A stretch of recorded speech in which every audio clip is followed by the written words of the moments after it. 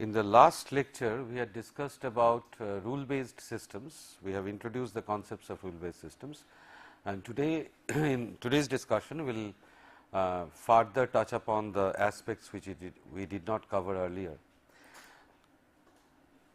As you will recall, we had talked about an automata that the inference machine of a rule based system executes, and it consists of three states or three phases. First is the match phase, where the rules are compared, the antecedents of the rules are compared. Antecedents, or later on we will see that we can also compare the consequence, but for the sake of simplicity for the time being, let us assume that the rules and the conditions of the rules are compared with the existing facts in the fact base, and if there is a match, the rules whose antecedents match are triggered and they are fed to the conflict resolution strategy.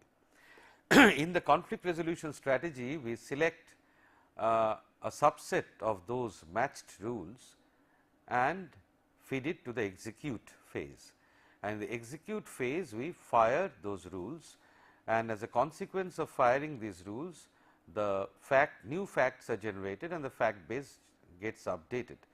We go on carrying out this activity till either the goal is met or there are no more rules to fire. Today we will start our discussion on the conflict resolution strategy. You should also recall that we had said that the exploration of the execution of a rule based system is equivalent to exploring a search space. All right. So, there we can think of a search space consisting of nodes and arcs which are created, and different rules that are being fired are equivalent to traversing a particular path of that search space. Now, which rule to fire is determined by the conflict resolution strategy. Therefore, conflict resolution strategy is a key factor in the execution of rule based systems.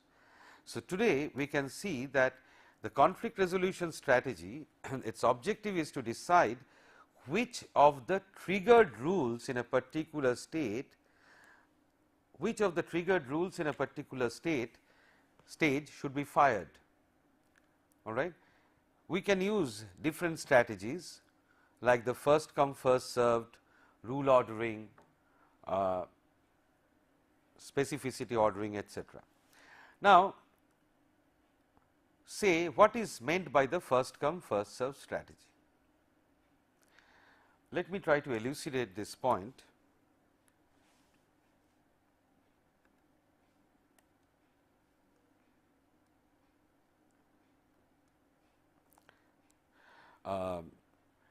When we have got a number of rules, then the rules are ordered in some way. Some rules are written first and some rules are written later. All right. Now, the conflict resolution strategy, if it is first come first served based, then it will select just the rule out of the triggered rules, the rule that appears first. So, if you have to give some priority to the rules, then the rule writer or the rule designer should write the rules in the proper order of priority, because here the conflict resolution strategy is rather simple. It does not do anything special, it just selects the first rule to fire. On the other hand, the other strategy, which is known as the specificity ordering strategy, is different. It is different in the sense that it will select the rule that is more specific. Let us consider a scenario. Say if A then X.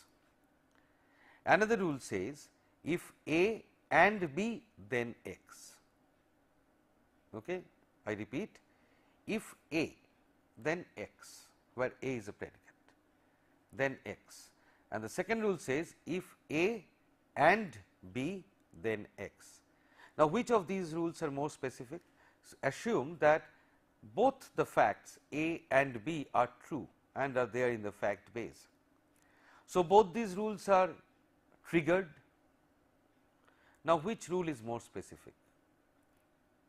Obviously, the second rule is, that is, if A and B then X is then Y, sorry, consider the rules like if A then X, if A and B then Y, all right.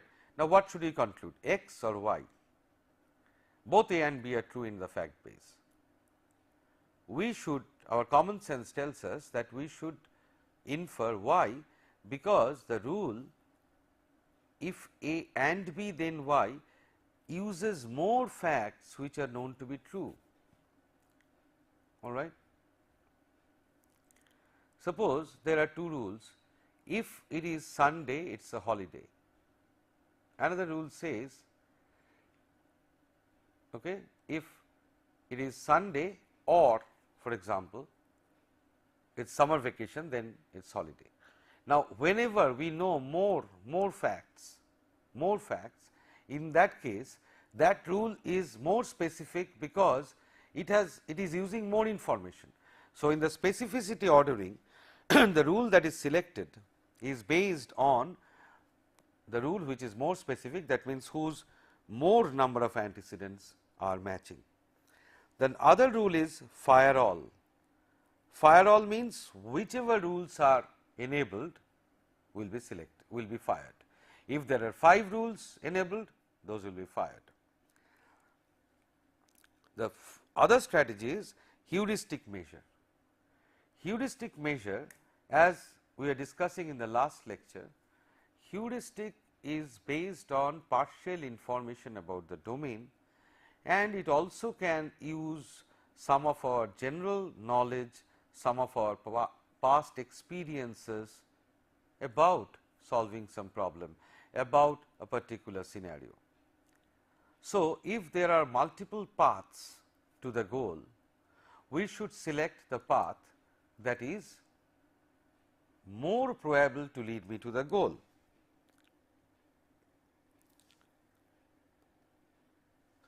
For example, let us say I am in this state, all right.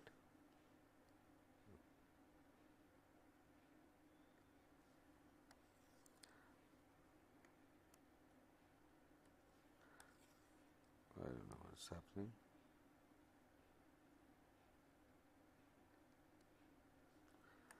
Suppose I am in this state, a particular state S1, and my goal can be in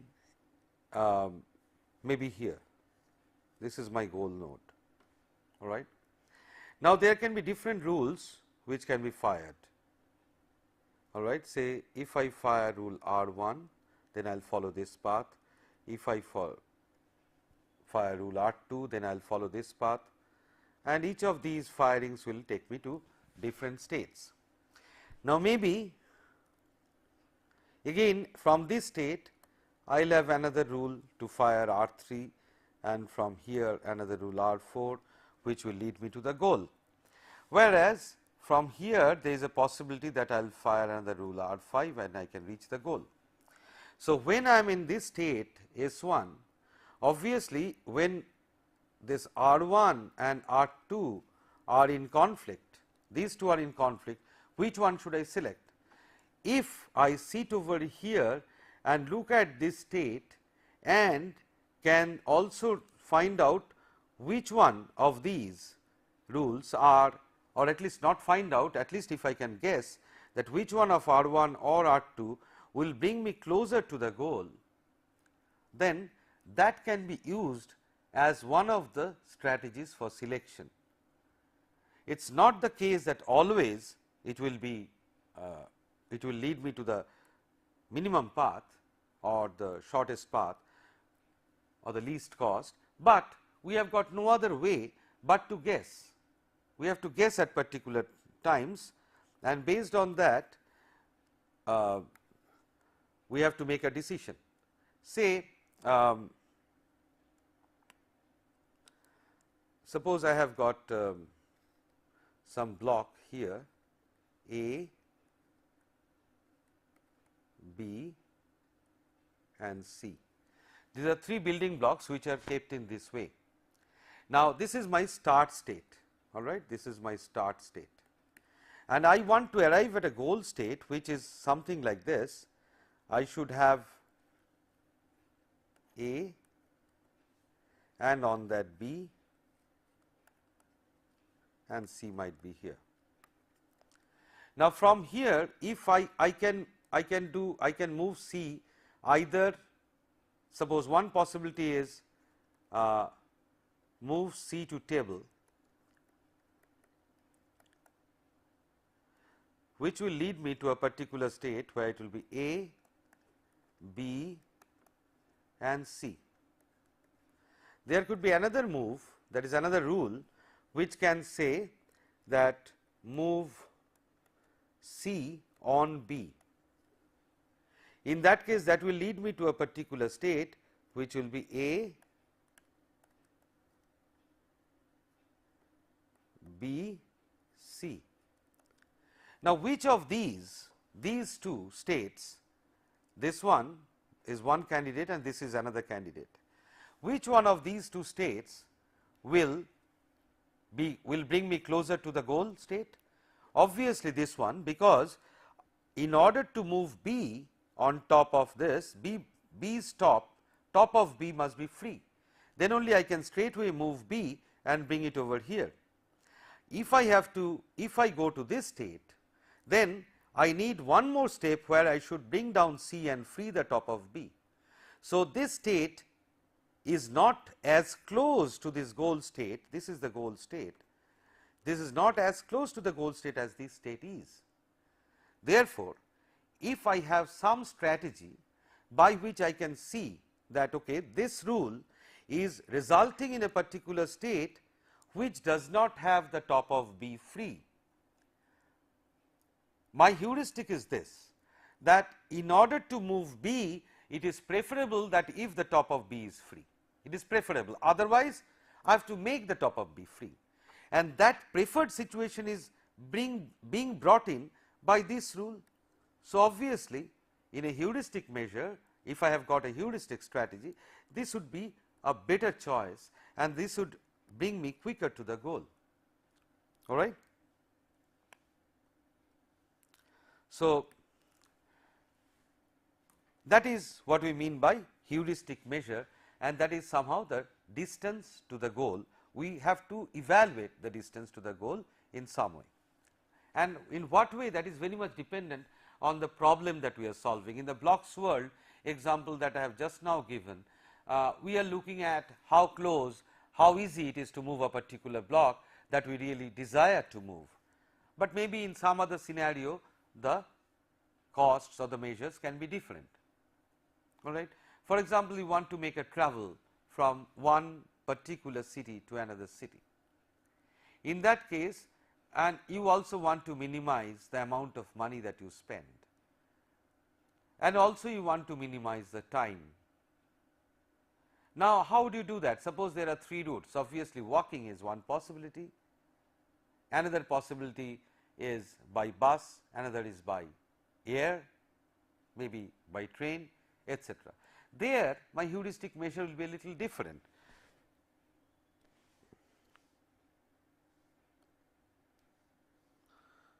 For example, if I am in this city, say A, and I want to move to this city B, and I have got possibilities of going to city X, then city Y, and then from here to this. So, there is a bus route here, all right, sorry, this is bus,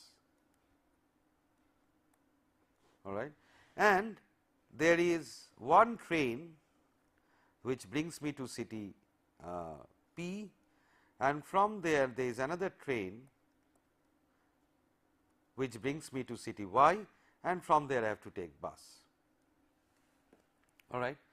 Or there may be another way that from here I can also take a train to B. Now, you see my objective, my goal is to reach B. Now, when I come to this city P, suppose at this point I decide that okay, right now I have got enough money, but my time is really an issue. So, I will come over here. Now, when I am at this point, then I have got two choices. Either I take the train from here, this train, or there is a direct train, but this train if I take, then I will have to take the bus again. So, here I find that okay, I have got say some x t amount of time left, t is the time that is left. Okay, I have to reach within that time, and say c is the cost that may be paid. All right. Now, I have these two parameters, and sitting at this point I have to make a decision. Now, obviously, I can see if suppose this is very important, that this is very time is very strict criteria, then from here probably I will not think so much of the cost, and I will take this because this is a faster train, I will go directly.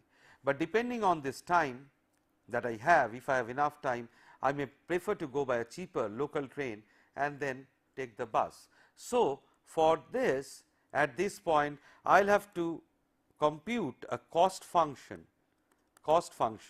that will consist of some parameter, some weight of the time left plus might be, this is a very simple expression that I am writing, to the cost that has to be paid. So, some sort of function I have to compute sitting over here. So, the cost function can be varying for different problems. So, depending on the cost function, I will be selecting a particular path whichever satisfies my need better. Okay. So, I hope you have understood what is meant by heuristic functions, and I am sure this you have also come across about when you learnt about the A star algorithm, where you have looked at the heuristic measure, okay, heuristic function. The other strategies that are used for this purpose are refractoriness. Now, this term means that rules which are once fired will not be fired later. We have seen this in the earlier lecture. Okay, that is one thing. Another very important approach is to use meta rules. What is meant by meta? Meta knowledge means knowledge about knowledge. So, it is another level higher. So, meta rules encapsulate, meta rules are rules which encapsulate the knowledge of how to use rules. So, whenever there is a conflict, we use a set of rules to resolve that conflict. Such rules are known as meta rules. So, rules about these rules are embedded within the inference machine that provide the information about which of the rules apply under which condition. Now, when we look at, now execute phase is just taking the decision. Now, the performance of an inference machine for a rule based system is very much dependent on the match phase and the conflict resolution phase, but as regards time, 90% of the time is spent in the match phase, and rule based system designers have taken different measures of translating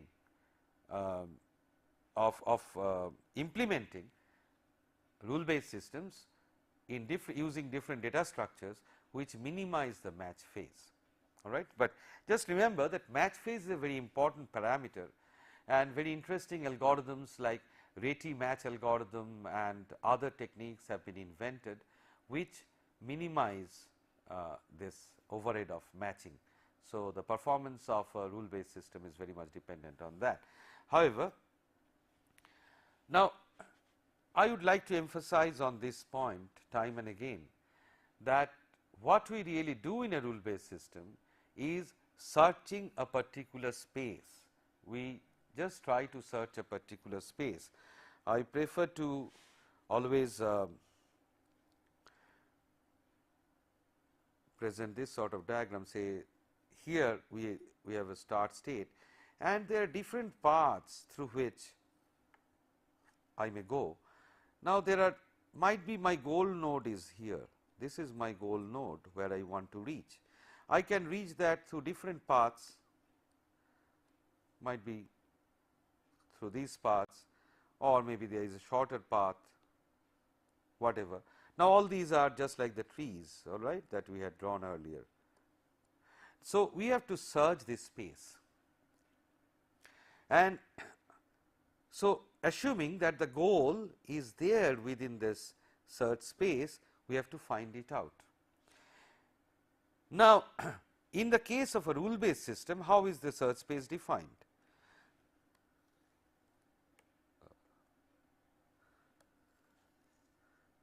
How is the search space defined in a rule based system? Let us see. I can say that, say A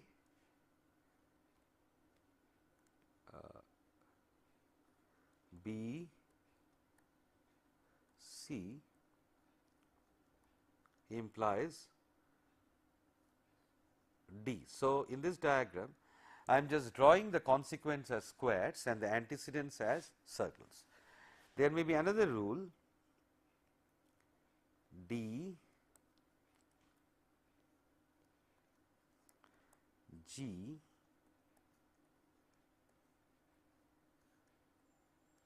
is giving rise to might be P, and there is another rule which says P, and this is AND, okay, these links are AND links, P and A and B and C, D and G, P and might be B is leading me to Q, and Q is my goal.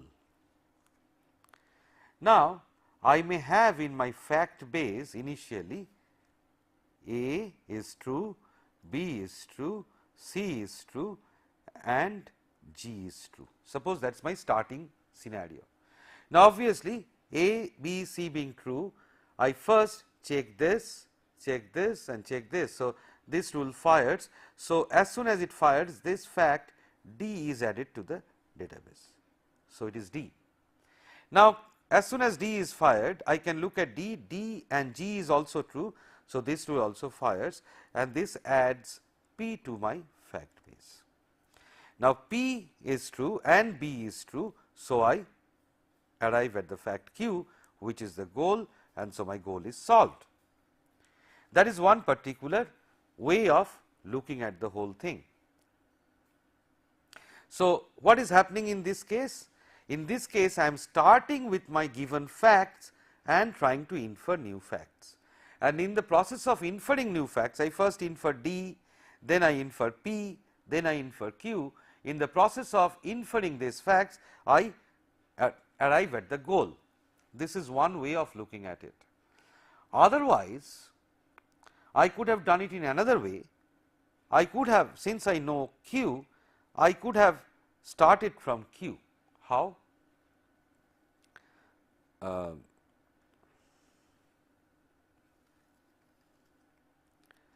Say my objective is to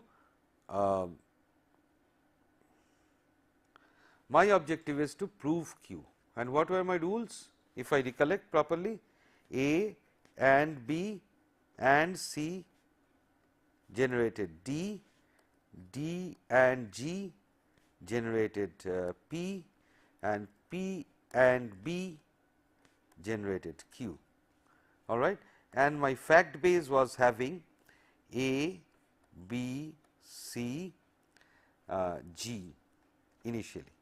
So, now, but here I look at the problem in a different way. My objective is to prove Q, I have to prove Q. Now, I can also look at, till now in our discussion, we are continuously saying that we compare the fact base with the rule base. Now, suppose I start to look into the rule base and see, well, here there is a rule which has got Q as its consequent. Now, when is Q true? Q is true if P and B are true. So, if I can prove P and B, then obviously Q is true.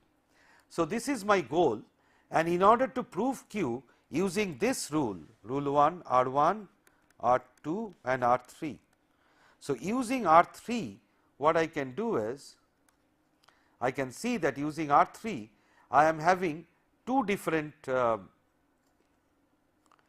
goals to prove, one is P, another is B. Now, as soon as, so what I have created is a set of sub goals, that means if these two goals, if these two things are proved, then Q is proved, that is my objective is reached.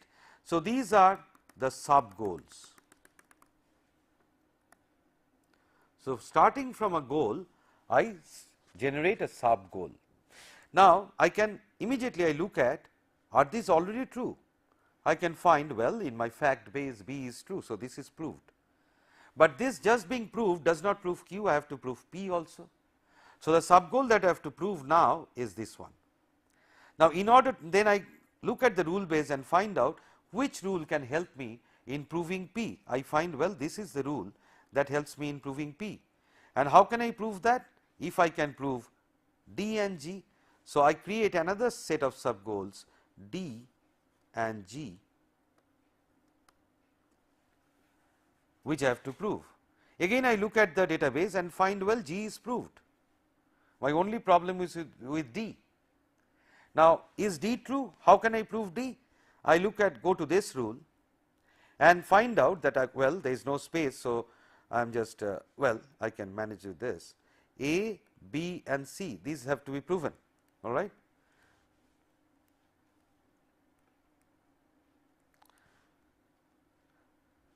I can say I am just removing these rules for the time being. So, I can say that D is proved if A is proved, B is proved and C is proved. Now, I can luckily I can see that in my database A, B and C are both true. So, this is proved, this is proved, this is proved, therefore, D is proved and G is proved already. So, D and G both being proved, P is proved, and P being proved and B being proved already, Q is proved. So, what I have done in this case? In this case I have started with the goal and tried to prove the goal by generating sub goals and proving the sub goals. Okay. So, there are, we have seen two distinct ways of searching the space. So, let us look at it here. Now, the example that I have given must have made it clear. We start from the given facts and try to arrive at the goal. That is the first thing that we did.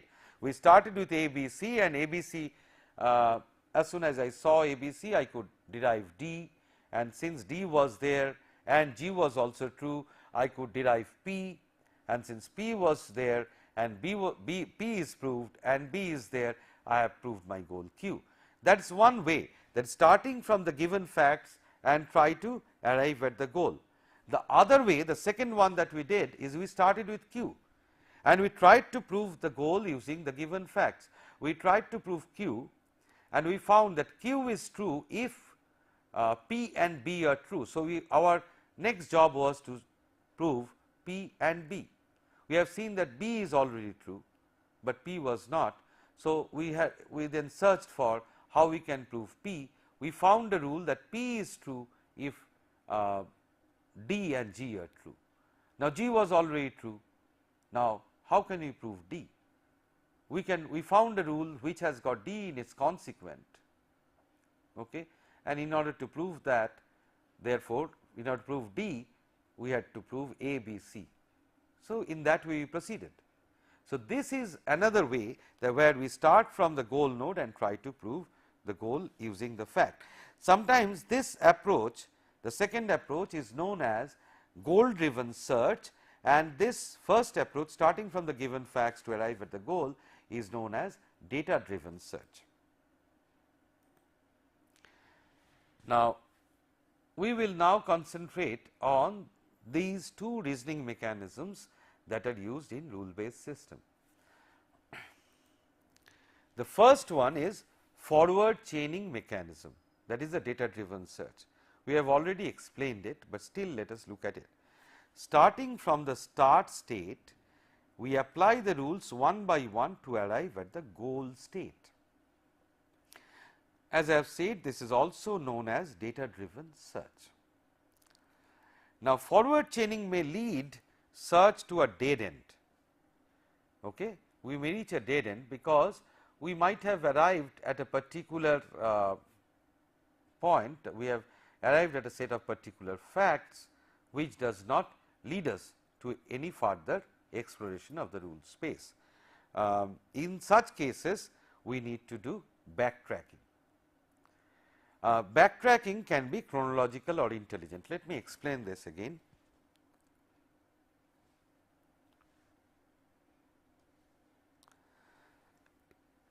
Say I have got a rule A and B leads to C, X and Y leads to P, and P and Q leads to G, which is my goal. Suppose these are three rules, and suppose in my fact base I have A to be true, B to be true, and X to be true, Y to be true, and Q to be true. Suppose this is what is there. I am just taking a very simple scenario. Now, according to the rule based system that we know initially which are the rules which are triggered. This rule is triggered and this rule is triggered. So, I am in the start state and I have got two rules to fire, rule R1, say this one, R1 and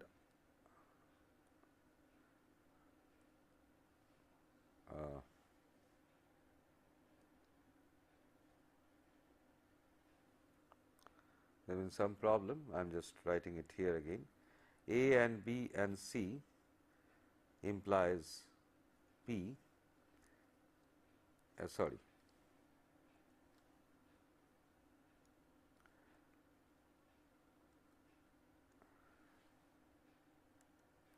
A and B implies C, X and Y implies P, P and Q implies my goal, this is G. Now, the facts that we have are A, B, X, Y and Q. Now, this is my first rule, this is my second rule and this is the third rule. Now, when I start with my start space S, we start with the start node, I have got rules 1 and 2 both enabled. So, this is enabled, this is enabled. So, I had two possible paths, but somehow I selected path 1. So, I have come to C. Now, with this I can see that I cannot proceed any further with this new fact. C has been added, but if my strategy is that always select the rule or just fire the rules which with the newly generated facts, then C does not lead me anywhere. I cannot proceed further. Therefore, at this point I have to do backtracking. I have to go over here and look at the other rule that was left to be fired. So, I fired this rule, I get P and then Q was true. So, from there by firing rule 3 I can get to the goal G, but this was a dead end that I had reached and therefore, I had to backtrack and see which are the rules to fire.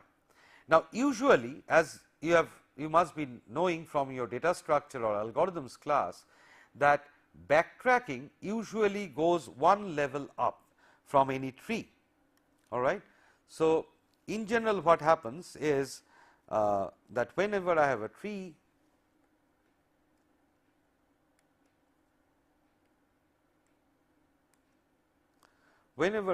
like this, which I am exploring in either way,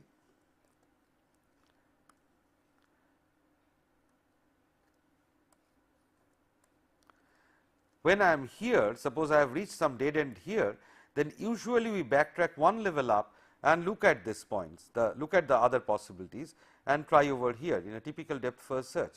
Now, if I find a dead end also here, then I go up again here and I find that there is no further way of exploring here, then I go one level up and try to proceed this way. Now, this is called chronological backtracking, but there is another way which artificial intelligence techniques can use. That suppose I have looked at that, I have found a dead end here, and I sit back here and think of why, what happened really, which has gone wrong and which does not allow me to proceed any further, or some particular thing that I wanted to deduce has not been deducible. If I can analyze the domain, then might be I can straightway go to a particular node which would have given me a better chance of reaching the goal. That sort of intelligence, if imparted in the search strategy, gives rise to intelligent backtracking. Otherwise, normally what we carry out is chronological backtracking. All right. So, in forward chaining system, the facts are held in a working memory. All the time that we are drawing a fact base, that is kept in a working memory, and condition action rules which represent actions are in the form of if condition and then action, and typically the actions involve adding or deleting the facts in the working memory. All right. And the control cycle that we have talked about is recognize act cycle. This is exactly the same which we discussed in the last lecture with match. Match is the recognize, then resolve the conflicts and act, that is the execute phase. So, what we do over there, we find all the rules which have satisfied conditions given the facts in the working memory. We choose one using conflict resolution strategies, perform actions in conclusion, probably modifying the working memory until no rules can fire, or we halt, that means or the goal has been met. Now, so here is an example, the same example that we did in the last lecture. Here we can do it in the forward chaining mode in this way.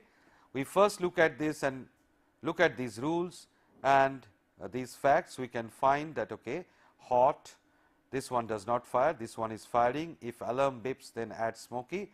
So, we add smoky over here, and then we find out that this rule is matching.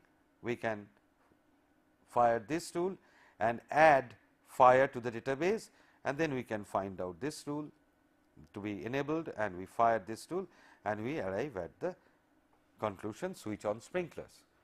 So, typically the examples that we are giving till now were forward chaining based. Okay. So, this is the same example that we had talked about. So, here as I was explaining, all the rules that satisfies the condition in that case was just the second rule, and so we added smoky and the working memory got changed. All right. So, ultimately we arrived at switch on sprinklers. Now, forward chaining systems are very useful and have been used as a model of human reasoning, and there are various expert systems. We will discuss little bit of expert systems today, which have used this sort of reasoning. There is a forward chaining mechanism, and these are also they essentially use pattern matching.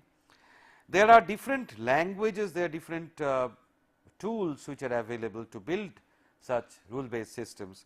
So, here is an example of CLIPS. CLIPS is a system which allows you to quickly build a rule based system.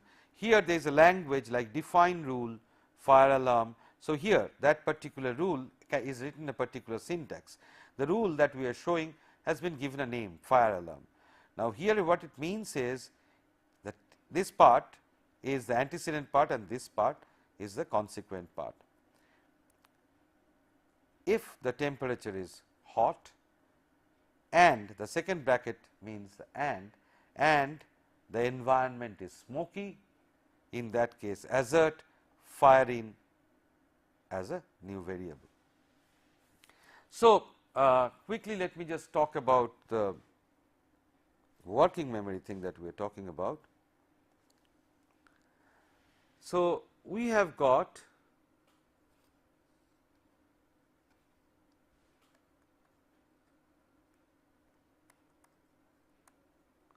a rule base which consists of the rules, and there is a working memory.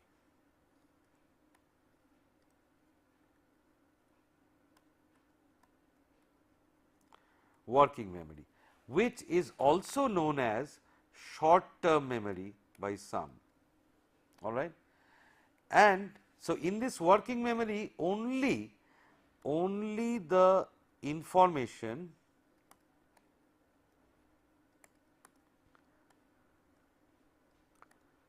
relevant to the particular problem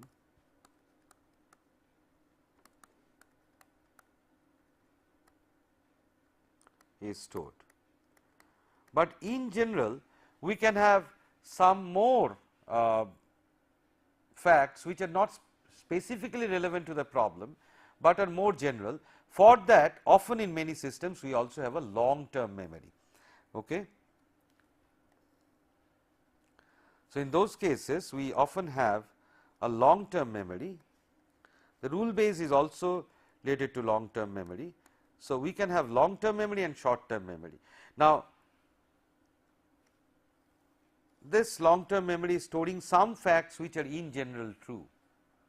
Now, sometimes they are already captured in the rule base. So, often we do not make a distinction between these two, all right.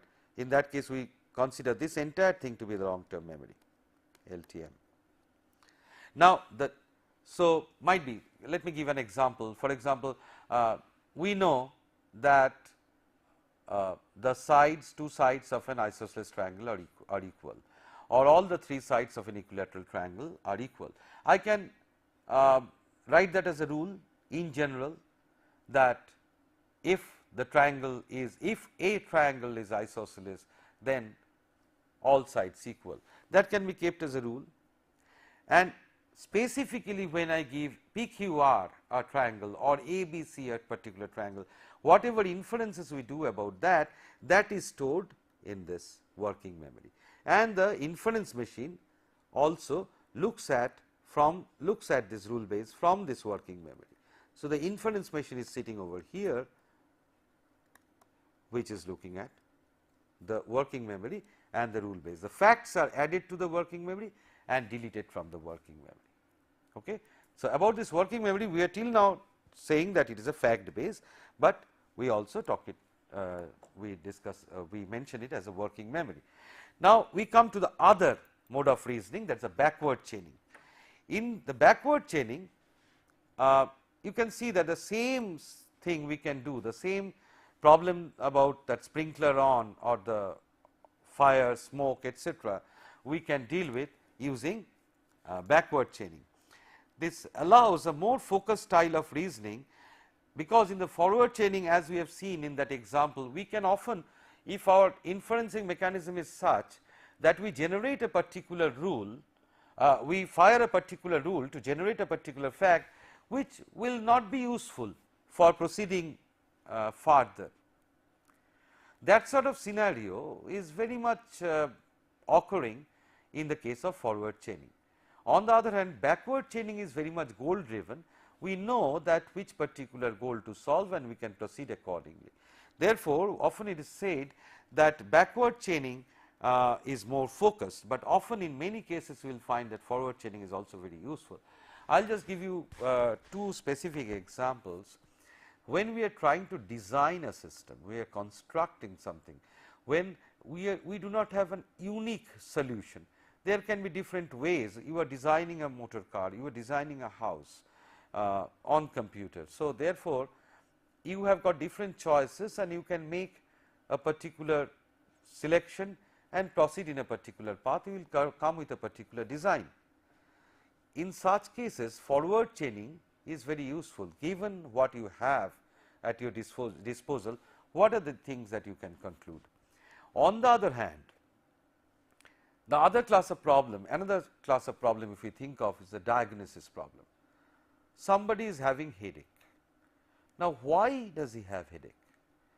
So, if there be a rule, if the person has fever and typhoid, whatever, the doctors will be able to tell better. If there is a rule that if he has migraine, then he has headache. So, if headache, then we can check whether he has got migraine or not. Then what is the test for migraine? Say if X and Y then migraine. So, in that way we can proceed. So, for diagnosis or even for fault diagnosis in any machine, we look at a particular thing that has happened, we try to find out, prove that why this has happened. Okay? We try to explain why this has happened, or we often try to prove whether what we are suspecting to happen is indeed the case. In such cases, backward chaining is more useful. So, you can see here that we, in this case, we start with the possible hypothesis. So, let us play with the same example that we did just now.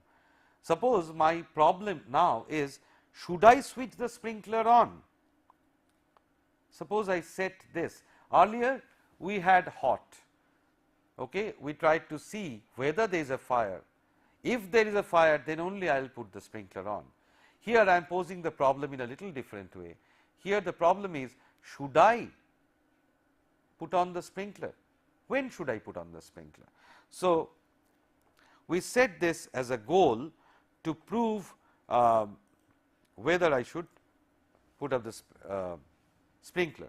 So, the basic algorithm, as I have explained little earlier, is to prove a goal G. If G is in the initial facts, if G is already known to be true, then the proof is done. Otherwise, we have to find a rule which can be used to conclude G and try to prove each of the rule's conditions. Okay. So, in this case, again we look at this example. Now, I am trying to prove switch on, whether I should switch on sprinklers. My fact tells me that alarm is beeping and it is hot. Then I first check, I should switch on sprinkler if there is a fire. Is there a fire? I do not know. So, I will go to this rule, all right, and try to find out, is it hot and smoky? Now, I can find it is hot, but is it smoky? Then I have to see whether the alarm beeps. If the alarm beeps, then obviously my goal is proved. So, once again quickly let me work it out in the way of a search graph. So, here my query is whether the sprinkler should be put on. Now, sprinkler should be put on. My rule R3 told me that if there is fire, if there is fire, is fire true? Fire is true. My rule R1 is telling me that fire is true if it is hot and smoky.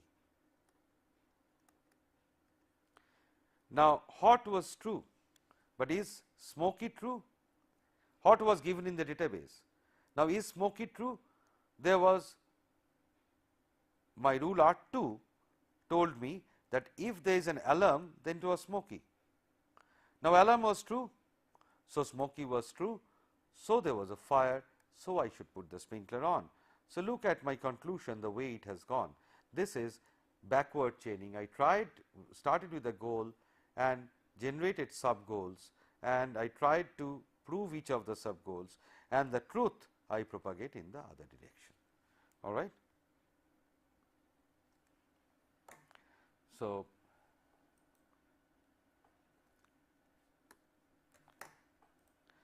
So, backward chaining example that we have just now worked on is switch on the sprinkler. It was not in the initial facts. Had it been in the initial facts, my job would have been done, but it was not there. So, we arrived at different facts. We created new goal to prove whether it is fire, that was also not in the initial facts.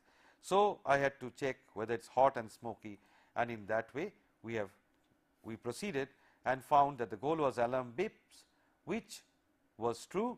So, therefore, we proved on the sprinklers. Okay. Now, rule based systems are very much used for a type of systems which are called as expert systems. And now, whatever has been written over here, I would like to do a little bit of correction. These are not expert systems, these are expert system tools.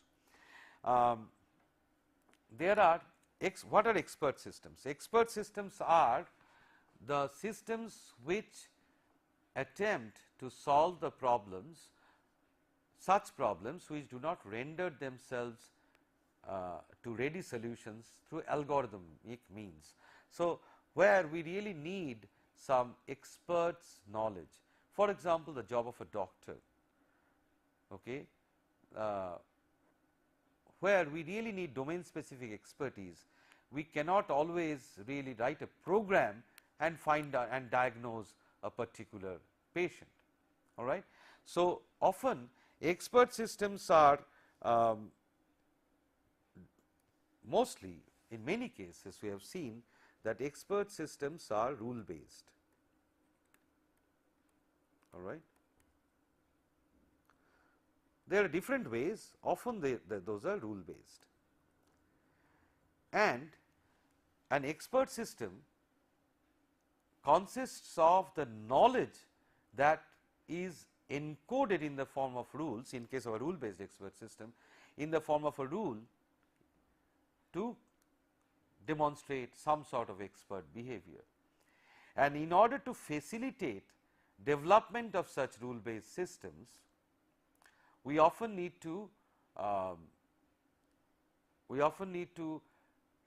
utilize some tools which facilitate our development of such rule based systems. So, CLIPS is one such system. There is a language which many of you must have heard of, is Prolog, which is programming logic. Now, Prolog is a specific case of backward chaining.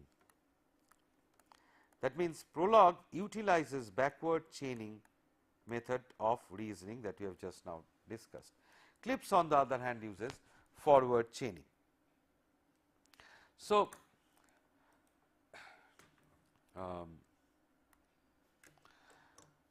we will just briefly mention about expert systems, that is systems acting in a particular domain and behaving like, it's a tall claim though, that behaving like human experts, it's not, that's a aim to behave like human experts, but that's not absolutely possible as yet. But in some specific cases where there are mundane things, where the skills are very important, the skills of the human beings. I mean, think of a workshop scenario. There are people who have worked on some particular trade and they can immediately recognize when a particular fault occurs, where the fault has occurred. Suppose a motor is rotating and there is some peculiar sound somewhere, they can immediately pinpoint.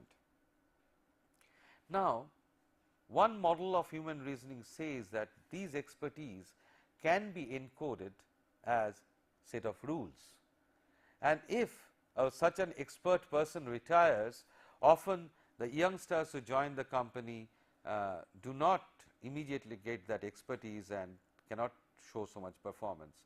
So, if their expertise could be encoded in the form of such rules using some tools like CLIPS, Prolog, whatever, if such expertise could be packed in and the rule based system could be used, then that could be useful. So, in that sense expert systems are useful, and there are quite a few expert systems which have made some impact to researchers, and in some specific cases to some companies like Boeing, General Motors, where expert systems are really being used in industries.